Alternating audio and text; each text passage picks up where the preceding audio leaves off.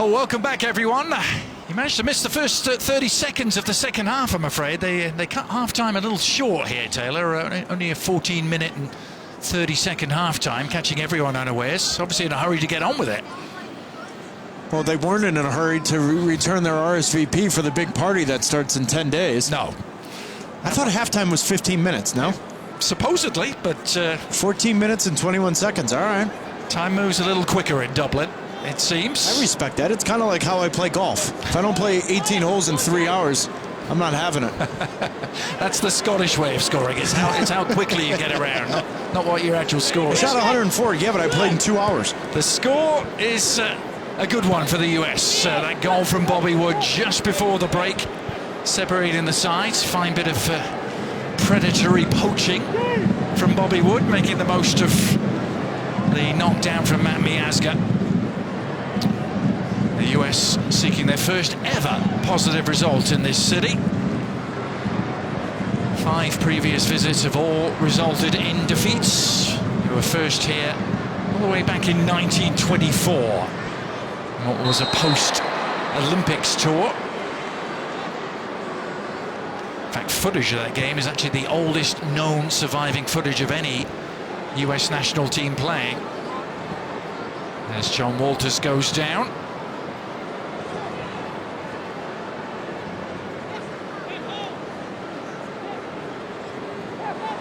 Casting our eyes about Taylor for any potential changes. There don't seem to be any.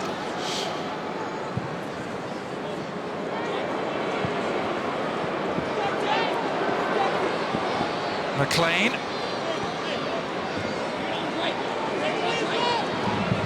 James McLean, who may well be looking for another club. West Bromwich Albion, having just been relegated from the Premier League. Here's Tyler Adams. Villafaña. Adams, lots of talk about his more immediate future as well, Taylor. He's in such a revelation for the Red Bulls. Still only 19, heavily linked to a move within the Red Bull family to European soccer, perhaps. And I think that is such a better move than going somewhere else, because he's already within the system, and Red Bull Leipzig have a huge investment in Tyler Adams moving on. As we see, Tyler Adams gets a yellow card here for this challenge, coming in studs up. I mean, you can make an argument. O'Dowda actually was worse for the challenge, and yet Tyler Adams walks away with a yellow. But going back to Red Bull Leipzig, if and when Tyler Adams makes that move, Adrian, I just think it's a home run move, because he's already within the system. He knows the system. He knows the style of play. I just think it's going to suit Tyler Adams, as opposed to doing what a Matt Miazga did out of the Red Bulls Academy, going to Chelsea and then going on loan. The bigger question will be, will he do it with his current manager and Jesse Marsch? Well, that's also the talk around the Red Bulls. What next for Marsch? Marsch, of course, among the leading candidates to take over the national team job.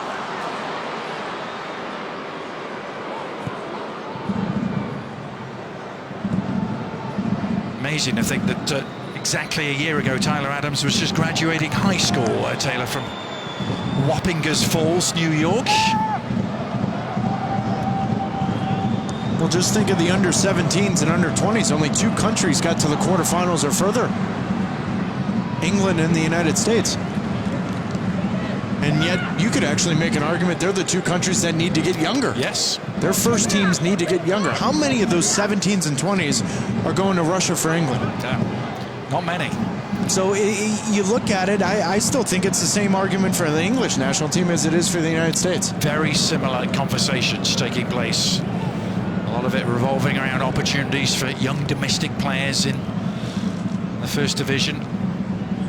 Well, the fact that Phil Foden is not getting first team games consistently, that's an issue if you're the FA in England. And the United States is having similar conversations of younger players getting meaningful minutes in Major League Soccer and abroad.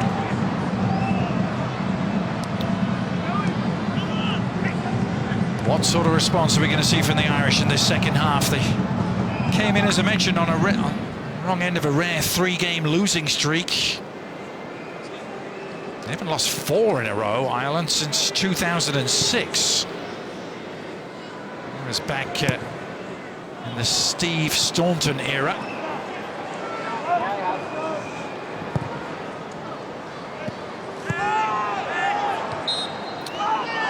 Another robust challenge in midfield, this time dished out by Will Trapp.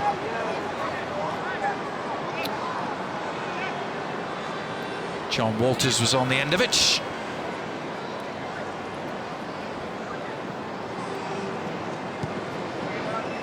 Will Trapp, you talked about him in the first half there. He's just coming into his prime years now at the age of 25. Taking on a larger leadership role in Columbus under Greg Berhalter. And as you said, always seemed to be a little overlooked, didn't he, by Jurgen Klinsmann?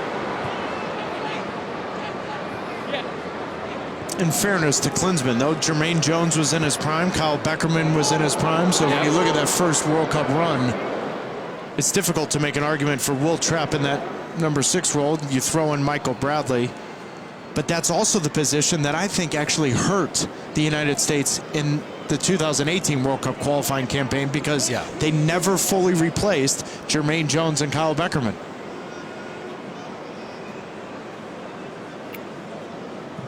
Look at the Irish bench. No sign of activities yet for either coach in terms of switching things up. You imagine if it follows the patterns of normal friendlies, there'll be plenty of them to come. Yeah, but that was my question for Dave Sarachan, wasn't it? Yeah. I'm watching the Paraguay game, and there were very few changes made. One, I believe. That was right. it, So when you think about it, that's my only, for lack of a better word, concern with this. Well, the US do have a game next week. Perhaps that comes into his planning. Ireland do not. This is it until they play Wales. Their first game in the new UEFA Nations League that kicks off in September. They'll be in Cardiff to play the Welsh. Does the Nations League make it easier or more difficult for Ireland to qualify for Euros? It's a good question, isn't it? They'll be in a 3-team league with Wales and Denmark in what is effectively the 2nd division. League B is what they're calling it. It'll be fascinating. All those arguments for promotion and relegation, we're going to see it in European national team football with this new League of Nations. From a United States perspective, though, Adrian, that limits the amount of friendlies you're playing against quality competition now. Yes, it does. That's a huge concern for the U.S. Soccer Federation when those friendlies come about. Now you're not getting the Frances and Irelands of the world because they're playing meaningful friendlies now. So they'll have to settle for the Brazils and the Argentinas and the Chiles of the world. Well, you know my thought on that. I think CONMEBOL, if you could play any opponent 50 times, I'm playing any South American, because that qualifying is the most difficult in my opinion. And I know people on Twitter right now will come at me and say UEFA is equally as difficult. No chance. I've always thought the US don't travel to South America enough, Turner. Well, the argument of Copa America, and why aren't you participating in Copa America? Dave Sarachan's talked about this, even in his days as assistant coach. It's difficult because it's right at the end or right in the middle of Gold Cup. And unfortunately for the United States, they haven't dominated the Gold Cup competition the way they have in previous regimes. But if I'm prepping for the World Cup stage, Adrian, I'm playing South American opposition as much as possible. Yeah, couldn't agree more. But I'm not talking about Bolivia's 4th team. Well, they dispatched Bolivia's 4th team, if we can call it that, on Monday night, 3-0. They lead here by a goal to nil. Actually got a shutout streak going, the US, dating back to Dave Sarachan's first game in charge. That was a 1-1 draw in Portugal.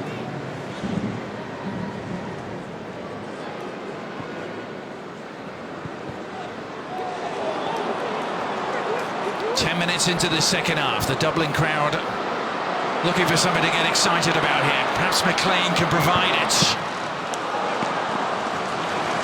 Carter Vickers has A big unit, isn't he? Talk about a rugged build for a central defender, Cameron Carter-Vickers, whose father, Howard Carter, was a basketball star.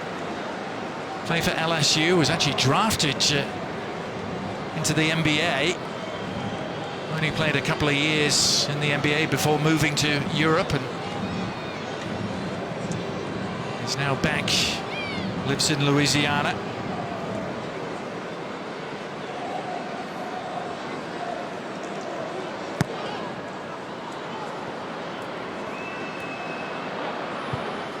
Again, skipping around the back. Oh, Hamid was caught out, and this time he is punished. And it is the substitute, Lenihan, who's come up with the equaliser.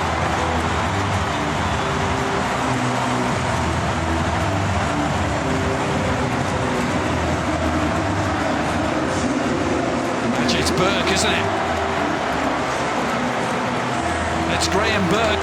Well, it was actually Linehan that hits it, but I think Burke gets the final touch. But this is another example of Bill Hamid coming off his line. If you're going to come off your line, you have to get a touch on this. He runs into Weston McKennie, not strong enough, not convinced enough to get on the end of this. Now your goalkeeper's out of position. Now the question is the final touch. Yeah. Well, was it over the line before Burke got this touch? Burke, oof. And when the shot's taken, he is in front of Bill Hamid. Well, they will have to sort that out between the two of them. Burke received the plaudits, but standing right on the line. Is there a possibility he could have been offside, I wonder? Or was that ball already over the line? It matters not. In terms of the scoreline, it's one apiece.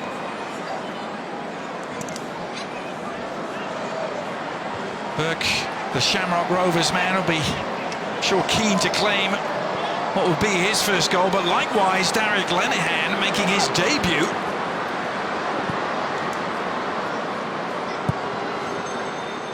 I think it is being confirmed as Burke's goal.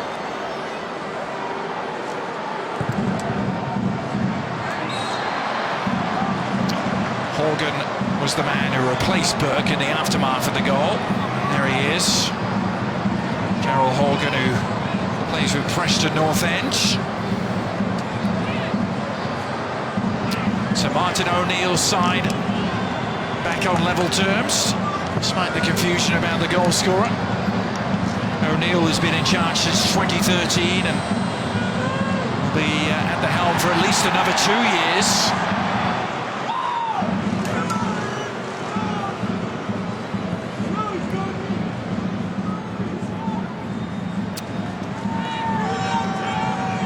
Again with the goal, Taylor, would you say Bill Hamid perhaps has cause for regret? I think the rust is shown, Adrian. And you and I talked about in the first half of just lacking first-team games since his move to Europe, and he's looked shaky 2 or 3 instances coming off his line. Nothing here on Jonathan Walters. Good no call from the referee. But the ball was floated in. You know, in Bill Hamid, if you're going to, any goalkeeper's going to say, you're coming off your line, you've got to be very convinced you're going to get a touch on it. Otherwise, he's better off holding his ground as Tim Parker prepares for his first international appearance for the United States. But Bill Hamid will tell you after the game, disappointing coming off his line today. Yeah, well, let's see if we end up seeing Zach Stafford next week, the Columbus crew keeper. Is in camp, but could well be in line for an appearance against France as Will Trapp delivers the corner. Awkward bouncing ball here. Did he get enough on it? He did in the end. Nicely done. Bill Hamid provided what a touch from Will Trapp, by the way. On to Weah. Kevin Long providing the resistance. Timothy Weah, who was briefly a part of the New York Red Bulls Academy before his move to Paris.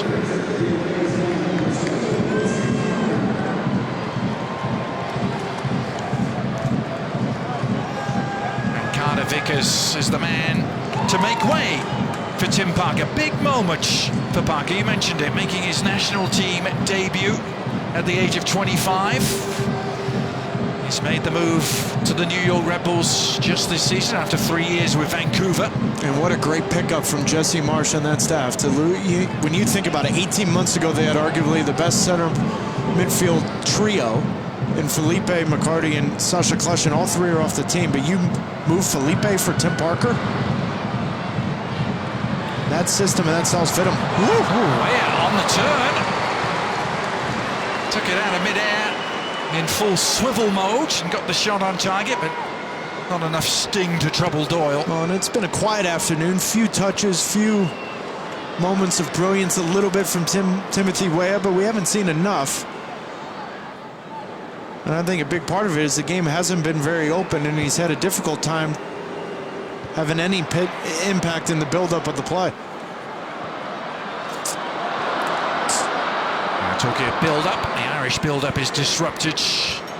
Combination of Parker and Yedlin doing the job, and now Weah hoping to set sail again, but the ball was well overhit. Well, and just to finish that thought on United States playing in South America, the difficult part, Adrian, for the United States is that the big teams in South America, they don't play at home in the friendlies. And then the smaller teams, they can't afford it.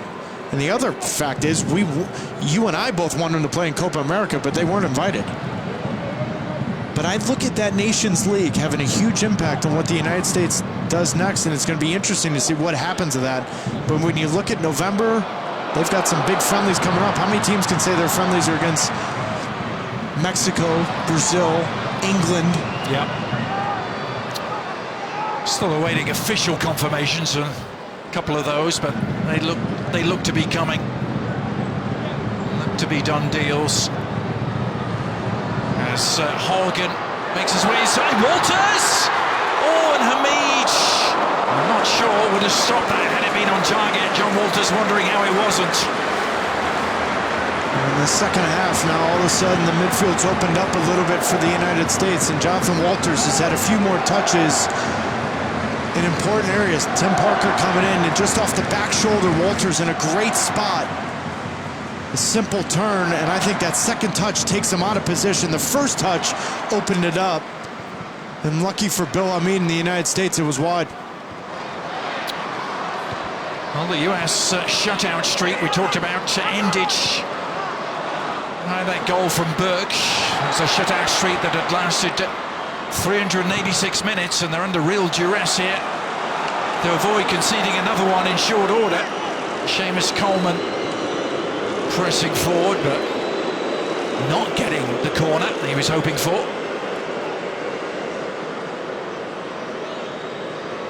Coleman, who had a torrid year with Everton, different managers to deal with at club levels, and to mention a broken leg.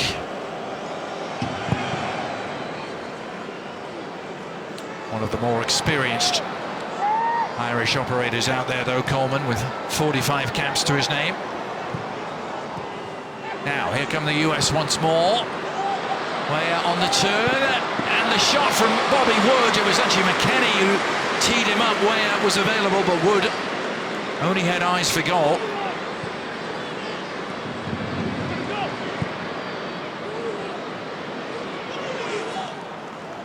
We were talking at half-time, Taylor, about how infrequently we had called Weston McKennie's name in the first exactly. half. And a big part of that is I expected more of the first half of McKennie or Adams, if not both of them, would push higher up the field, because Will Trapp was sitting in that hole protecting the back four. But right there, good example. McKennie gets forward. Here we go. Well, he scored on Monday night, and he perhaps should have repeated the trick here. Really good look at goal for Timothy Weah. But if McKennie and Adams push higher up the field, then you put them under pressure. Now all of a sudden the ball turns over and you get going the other way. Timothy Weah has to do better with this one. Rushes it just a little bit, but so much of that chance comes from Adams and McKennie pushing further up the field. Fourth youngest goal scorer in US national team history, Tim Weah. A full 2 days younger than Josh Sargent. They were the first pair of teenagers to score in the same game for the US, Taylor, since Messrs Donovan and Beasley did so back in 2002. We talked about that with Dave Sarakin yesterday. Easy to forget what a low ebb the US were at post-World Cup 1998, and then the freshening up of that team and all the youngsters that were brought in, like Donovan and Beasley. And Sarakin, of course, was Bruce Arena's assistant at that time, and a front row seat for that.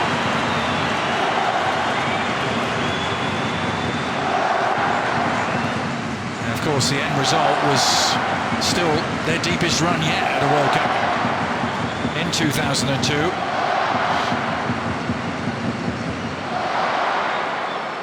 Very hard to judge across different eras, isn't it? But Sarakin saying one thing's for sure, there are more players available to him at the moment.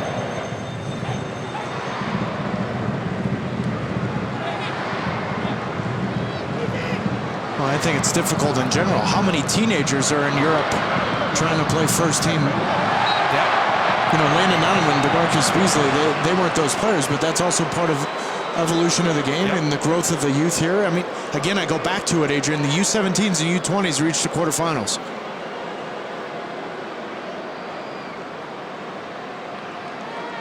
But it's so difficult to compare because I look at that tackle from DeAndre Yedlin. If you would have told me 8 months before the 2014 World Cup that DeAndre Yedlin would go and have a huge impact on it. Now then, Hamid is beaten again.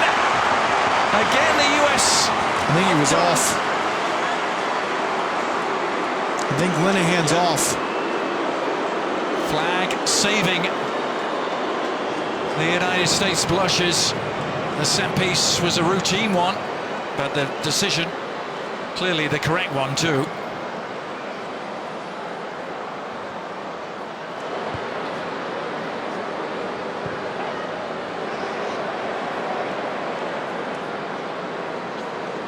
Well, Lenihan, who thought he had the opening goal for Ireland, only to see Graham Burke nick it right on the goal line. This time denied by the offside flag. It's had quite some introduction, hasn't he, Derek Lenihan, on his debut.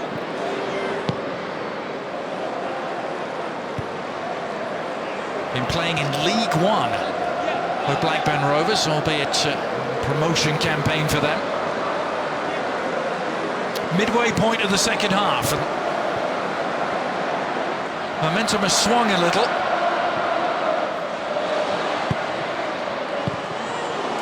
Tim Parker happy just to slice it behind.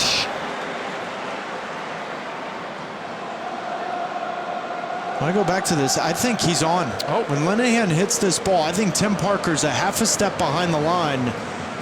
I think you're right. I actually think Linehan was on. Yeah. Have a look at that. It was Walters, I think, who came back from the offside position. That fooled the assistant referee on the far side. Because now what we don't know is if the assistant referee looked at Walters and said he played a part with the ball being whipped in over his head. But from my perspective, Linehan was on. Now then, the changes we've been waiting for. Dave Sarakin is going to give Shaq Moore his national team debut at the age of 21. He's going to come on as a right back switch for DeAndre Yedlin, the man who plays his club football in Spain with Levante, and the Josh Sargent story continues after a goal on his debut on Monday night against Bolivia.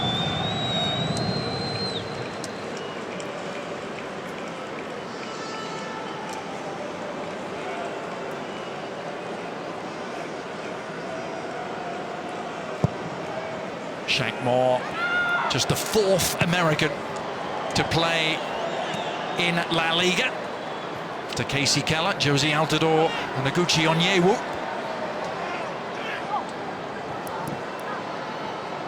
Josh Sargent replacing Bobby Wood, two strikers who ply their trade in Germany, but you mentioned it, Taylor, at very different stages of their career. Sargent, the 18-year-old from Missouri, O'Fallon, Missouri. I know you know it well. Well, came from two soccer-playing parents as well.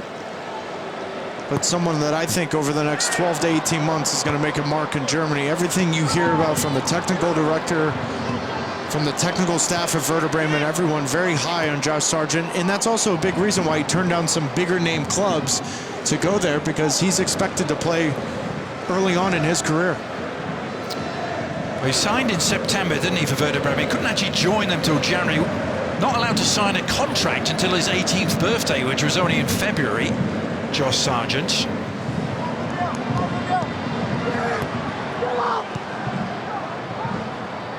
And if you think he looks perhaps a little Irish, there's a reason for that. His great-great-grandparents came from County Cork. The intriguingly titled lovely town, I'm sure it is, of Glenamuckla, County Cork.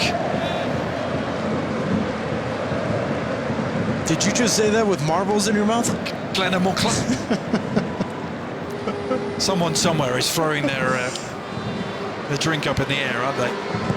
It's either that or you had peanut butter and jelly at halftime and it stuck to the roof of your mouth.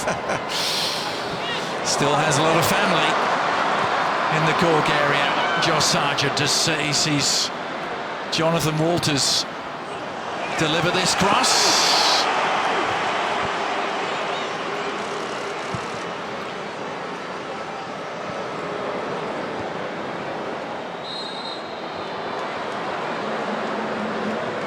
McKennie got there first and he was fouled in the process, so this will be a US free kick.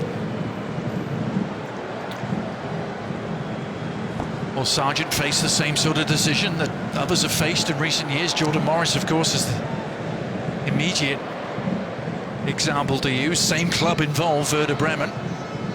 Different players. Very different, yeah. You know, Jordan Morris relies so much on his athleticism and his pace. But when you watch Josh Sargent's very clean technically, he's good with his back to goal, always good at finding half a yards here or there. And then inside the 18, he's lethal. Let's see if he can go to work here. And cross was in his general vicinity. Tim Parker was there as well. But as with anything with young players, you know, you go on Twitter right now and you would think Josh Sargent's the next coming of Ruud van Nistelrooy. It doesn't do the young players either any good to anoint them until you've seen that there's proof in the pudding. So I look at the next, again, 12 to 18 months from Josh Sargent to see that. He still hasn't played a first-team game for Werder Bremen, and yet he's the topic of conversation among everyone because of his success with the 17s and 20s. But real growth within the national team program is when you're not anointing 17, 18, 19-year-olds as the next Messi. 4 goals at the Under-20 World Cup last May. Really was Josh Sargent's coming out party on the national stage. And pretty good start to life for him as well with the full senior team. The goal on Monday, a goal he took very well. A helping hand from the Bolivia goalkeeper perhaps. The Irish goalkeeper could be tested and may still be from the corner. Lenihan forced to concede it, which is not going to be given. There was a prior infringement.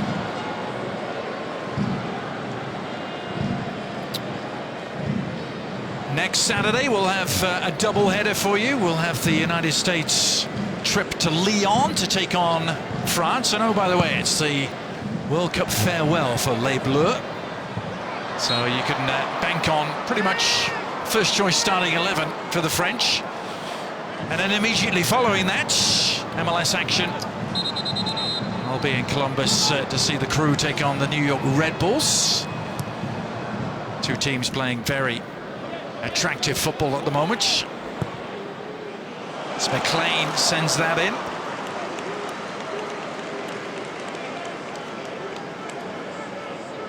You'll have to content yourself, Taylor, with some of the gastronomic delights of Lyon.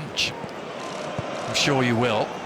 And I'm sure Sir Ian Darke's going to have about 75 cheese baguettes. Well, that's a good look there from Tim Parker. But when you watch Josh Sargent, he's completely comfortable playing in these spots. And that was the one thing that impressed me in the Youth World Cups, is that he's not just going to stand up there, split to 2 center backs and play with his back to goal. He's completely comfortable playing in the little pockets of space, turning, taking players on, and now it's about the players around him running off the ball. And already we've seen Way a little bit more active, McKennie push higher up the field. Now the United States putting a little bit more pressure centrally on the Irish back four. Now Shaq Moore delivering the cross towards Sargent. Oh, it's really nicely done, and the stinging shot from Weston McKennie. He took that out of mid-air and hit a bullet towards goal, which Colin Doyle just had to beat aside. How's this for a first touch from Weston McKennie?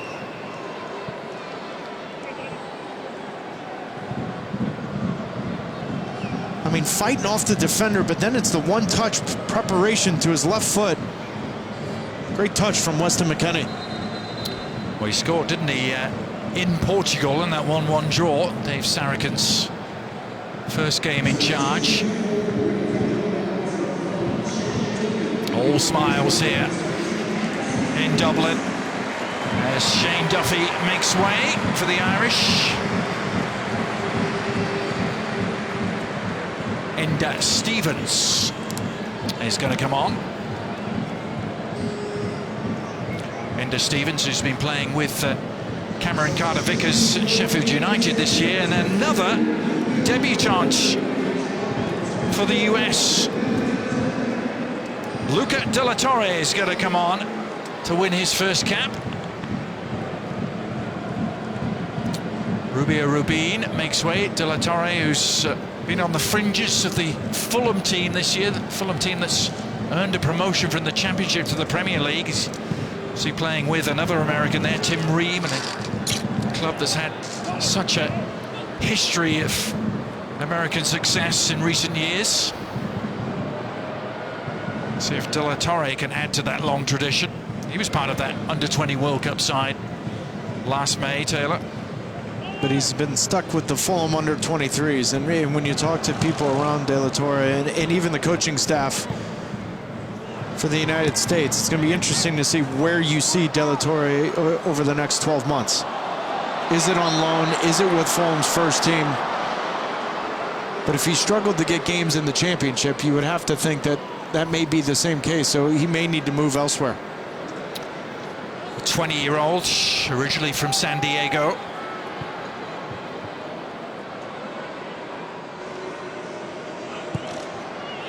So two in fact, I should say three debutants, Shaq Moore, Tim Parker and Luca De La Torre, all getting their first taste of national team action today.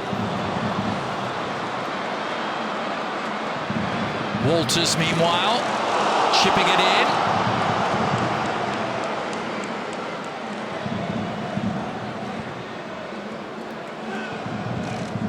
O'Dowda curling in the follow-up.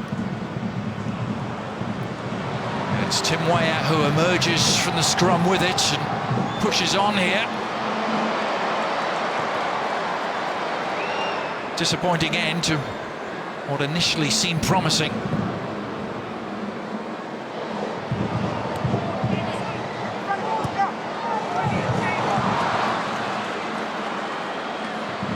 Walters continuing to work, the veteran.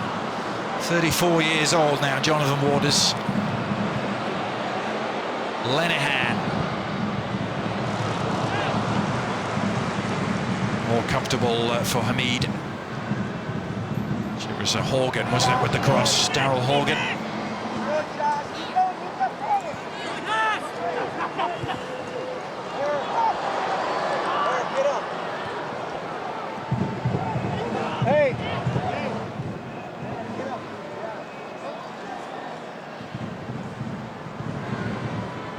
The little lack of concentration there from Weston McKennie just for a moment. Seen a lot more of him though in this second half.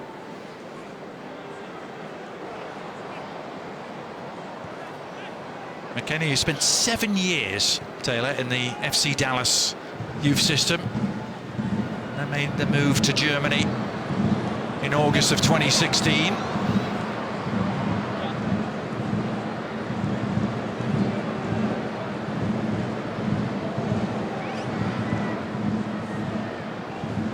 A move that received a lot of publicity at the time, didn't it?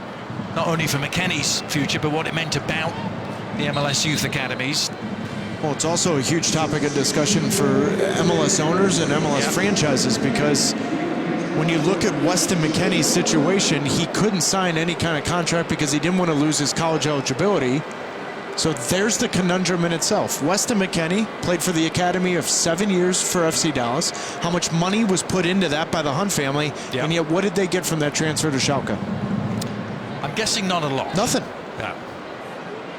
And it's a huge conundrum right now in the United States because you're investing so much into the infrastructure and developing players, but because of child labor laws and certain rules that you just can't. Now all of a sudden, if you're asking me, FC Dallas should have got something if we're doing this the right way. Yeah. Where the rest of the world is doing it one way, and and the United States is having a tough time because FC Dallas was just allowed for Weston McKennie to say thank you very much, and now he's moved on. And Weston McKennie's thanked FC Dallas. He's very appreciative of it. That's not what I'm talking about.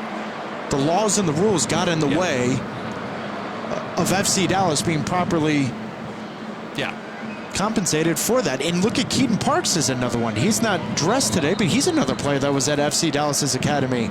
That academy's done a lot of good things, and yet there's two players for the United States over the last couple of weeks that they got absolutely nothing for. Well, I think it's fair to say there's been huge strides made in the bringing in of players, Taylor, but the selling of players and of assets is still something that leaves a lot to be desired, perhaps, the way the system works over here. You saw Weston McKennie depart for Joe Corona to come on. And now another change for the Irish with Harry Arter entering. Arter, who has made over 250 appearances for Bournemouth. He's been with the club since their League One days, now firmly ensconced in the Premier League. Arter getting his first touch immediately.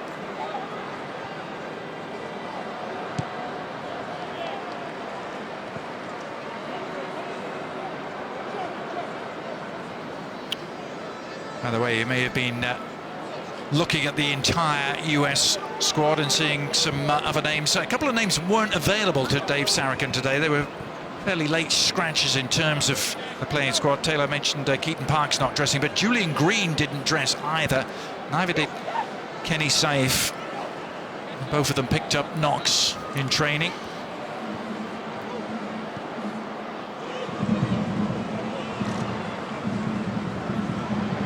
Will there be a winner here? Remember, more soccer to come. MLS after this with Portland against LA. A little jinking move on the far side from Callum O'Dowda is not rewarded. He's had a pretty good game for himself. The Timbers against the Galaxy. As soon as we're done on ESPN2. Timbers riding a 6-game winning streak, trying to make it 7. Zlatan Ibrahimovic trying to help turn things in the right direction for the Galaxy, who've been losing too many games for comfort of late.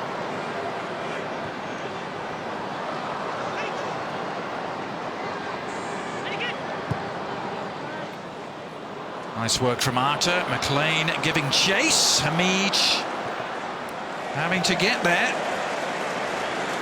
I wonder if we will see Zach Steffen on next Saturday's trip to Lyon. Taylor, what do you expect? I'd be shocked if we don't, because then otherwise, why are you taking Zach Steffen from his MLS team in Columbus, where they've had a shutout streak going for over 4.5, 5 games? I would fully expect to see Zach Steffen in goal. And I'm on the record. I think Zach Steffen, in a huge position and a huge question mark for the future, is the goalkeeper for the United States men's national team over the next 5 to 7 years, if not longer. The maturation under Greg Berhalter, what he did in the playoffs last year, his attitude, I just think it's Zach Steffen's spot to lose. Well, Hamid under duress again.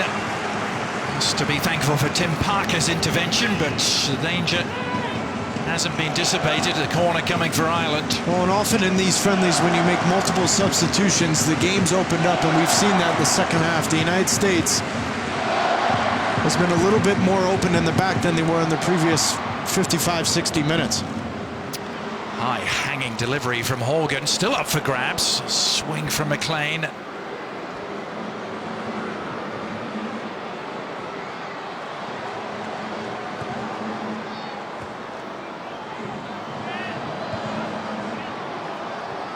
He'll flick on again. There's McLean in its sights, but nicely tidied up by Tim Parker with a minimum of fuss.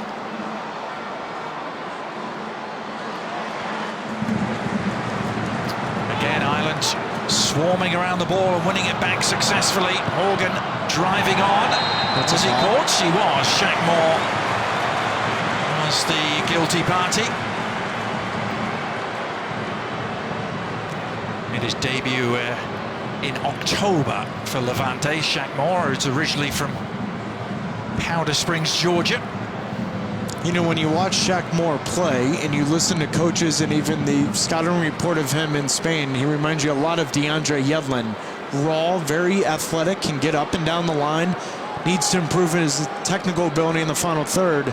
But everything you hear about him is 1v1 athletically. He can compete against anyone.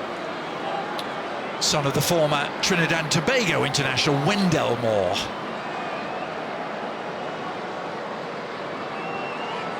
Set pieces. This is a difficult spot for Bill Hamid. Look at Matt Miazga in front of him.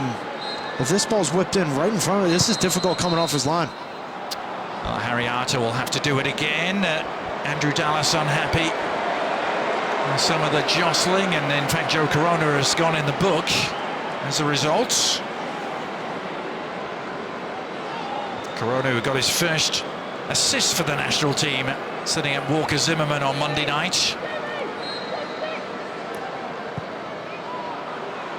Different approach this time for the Irish. Up go the heads, it's flicked away to safety.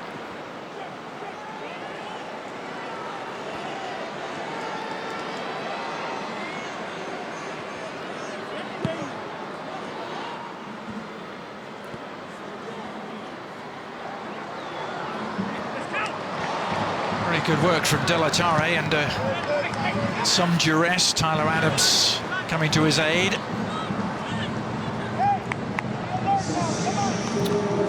1-1 heading into the final couple of minutes. Another switch for Martin O'Neill. We'll see Alan Judge come on for Callum O'Dowda. Judge, who had an injury-decimated year for Brentford in the English Championship.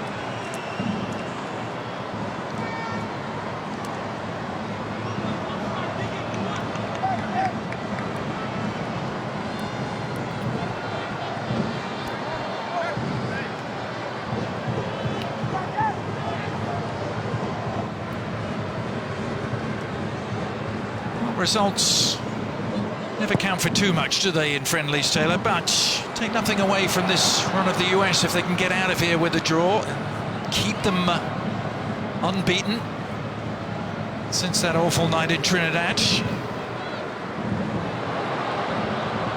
There's still some work to do to secure that.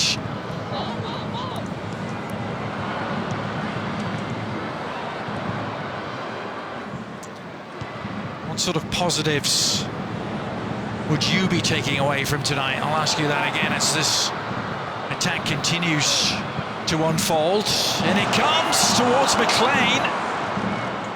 Miazga reacting well. Well, it's about the exercise, Adrian. It's about getting experience in Europe and playing in key moments. I think Dave Sarakin's done a better job of getting players off the bench more time. You're seeing more younger players, but here's McLean trying to win it for Ireland, and he might just have done that. He set it up. Bill Hamid got a hand to it, but it's Alan Judge who rifles it home into the roof of the net. Off the bench and onto the score sheet. And just when it looked like the US might get a positive result, is history about to repeat itself in Dublin? that might be Alan Judge's first touch of the game. This second half, though, as the game opened up with substitutions, Ireland had a few more opportunities than they did in the first half. McLean with a touch here. Alan Judge plays them off, and with his first international goal for the Irish national team, great finish in another game in Dublin where Bill Hamid will want to forget. Well, it was 4-1 last time he was here in November of 2014. The US had the lead at the tail end of the first half. You think of that Tim Weah opportunity early in the second half that went begging. Now Sargent. Weah back to Sargent. Can he deliver? It was a green wall that stared him down and closed down very briefly. There was a glimmer of an opportunity there for Sargent.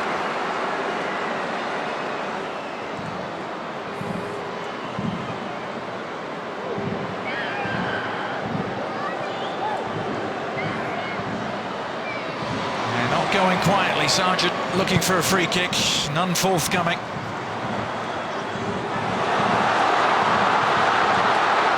And now a counter-attack unfolding at the other end. Tim Parker trying to stymie it, and his efforts aided in the end by Matt Miazga.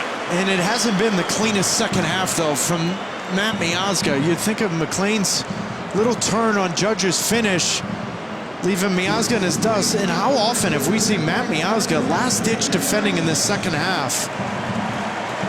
As much as we want to talk about Bill Hamid struggling this afternoon, Matt Miazga is going to want to forget that second goal from Ireland. And that's the difficult thing in all of this, Adrian, is it's one thing to get experiences and to have this, but it's another thing of taking the opportunity. When you think about today's performance, has anyone really stood out? And the answer for me is no. Well, the challenge will only escalate, won't it, next week with the French waiting in the wings. But it puts it all in perspective, because when you go on social media and you listen to people assess the United States versus Bolivia a couple days ago as if this generation's going to be world beaters, there's another 3 levels above what Bolivia was the other night. And as iffy as this performance was tonight, wait until the French performance right before the World Cup. John Walters unhappy with some treatment dished out by Shaq Moore. Had plenty to say about it. Moore just walking away, getting the eyes from Walters.